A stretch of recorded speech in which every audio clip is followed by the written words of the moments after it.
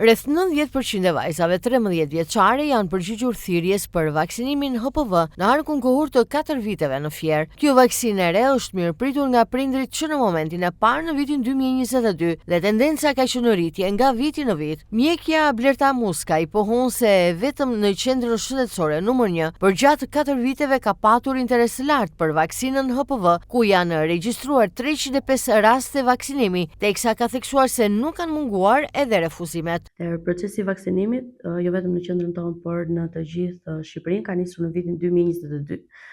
Fillimisht, vaksina kundër HPV-s është aplikuar tek femra 13 vjeç. Muskaj ka pohuar gjithashtu se kjo vaksinë tashmë është bërë pjesë e kalendarit kombëtar të vaksinimit, po ashtu edhe për djemt, por pavarësisht kësaj në Fier, prindrit janë duke u ndërgjegjësuar për mirëqenien dhe benefitet e vaksinës, ku e kanë aplikuar edhe më herët ato, duke e blerë privatisht. Dhe që nga janari i vitit 2026, ajo është aplikuar, ka filluar aplikimi edhe tek meshkujt 13 vjeç, pasi HPV-ja është një virus i cili prek të dyja gjinitë, si femrat edhe meshkujt. Ka pasur një tendencë në rritje,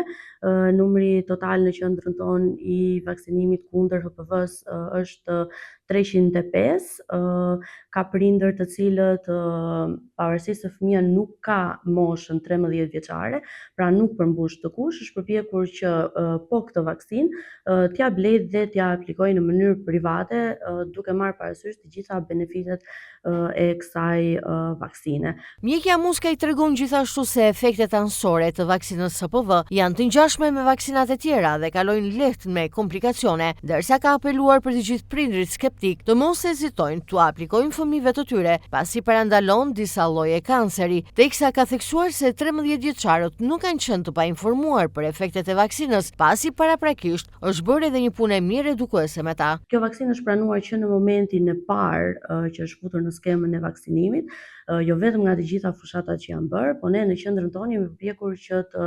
bëjmë një edukim, një sensibilizim dhe një këshillim të çdo prindi që vjen këtu përpara aplikimit të vaksinës, duke kuptuar të dy si prindi, ashtu dhe fëmia, duke qenë se 13 vjeç ata tashmë janë pothuajse në një moshë që mund të kuptojnë.